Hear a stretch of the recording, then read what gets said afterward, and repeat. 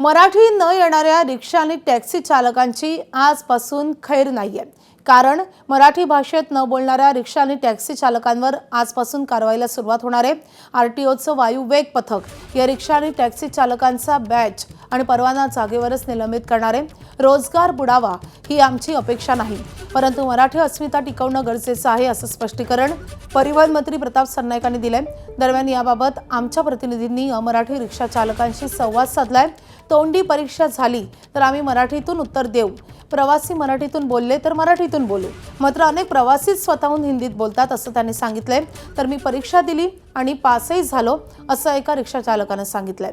दरम्यान काही रिक्षा चालकांनी मराठी येत असल्याचा दावा केला असला तरी अनेकांना अजूनही मराठी बोलता येत नसल्याचं समोर आलंय। भाऊ, आजपासून मराठी सक्ती लागू झालेली आहे। आरटीओची पथकं राज्यभर मुंबईत फिरणार आहेत।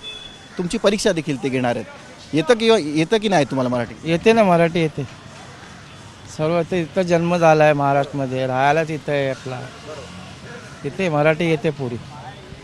एखादा प्रवासी आता तुमच्या रिक्षात आला, त्याला तुम्हाला विचारायचं असेल की बाबा कुठे जायचं आहे, तर काय त्याला नेमकं तुम्ही विचारणार?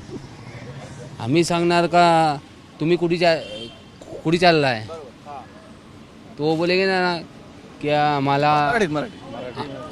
आम्हाला नाफा यायचा आहे, तर आम्ही नाफा सोडी ना।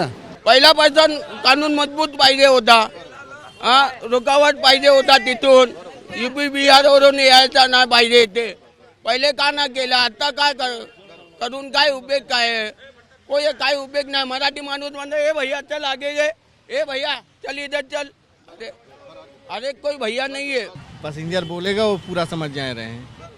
त्याला तुम्ही उत्तर कसं द्याल? अभी वो बोलेगा मराठीत बोला।